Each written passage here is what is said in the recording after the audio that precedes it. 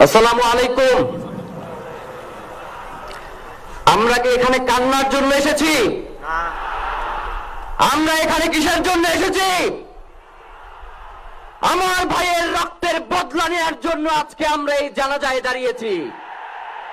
প্রিয় ভাইয়েরা, আজকে কবি নজরুলের যে বিদ্রোহী দুটো লাইন, যাকে ওসমান হাদি তার আদর্শ মনে করত, আমি চিরবিদ্রোহী বীর, বিশ্ব ছড়ায় উঠে আছি একা, চির উন্নত শির।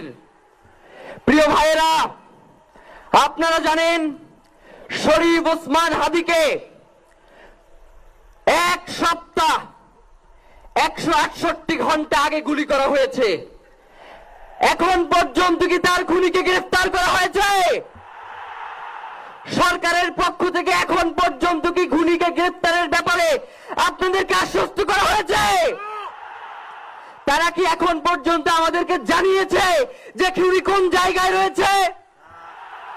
আমরা স্পষ্ট মনে করছি যে এখানে খুনি একজন নয়, এখানে পুরো একটা খুনি চক্র কাজ করেছে। আমরা ইনকিলাব মঞ্চ এবং তার পরিবারের পক্ষ থেকে আপনাদেরকে জানিয়ে দিতে চাই, খুনি, খুনের পরিকল্পনাকারী, খুনের সহায়তাকারী এবং পুরো খুনি চক্রকে বিচারের আওতায় নিয়ে আসতে হবে এবং আগামী 24 ঘন্টার মধ্যে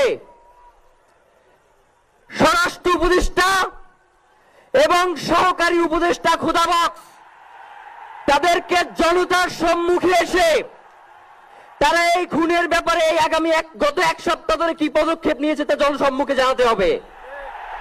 যদি তারা জানাতে না পারে তাহলে তাদেরকে পদত্যাগের জন্য প্রস্তুত থাকতে হবে।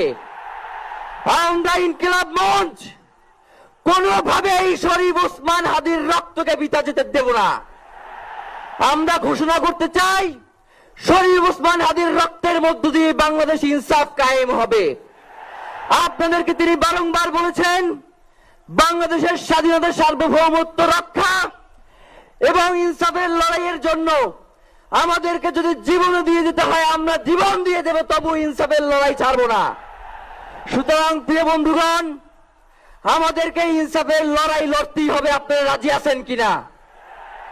এবং সেই সাথে আমরা আরো বলতে চাই, সিভিল মিলিটারি ইন্টেলিজেন্সের মধ্যে ঘাপটি মেরে বসে থাকা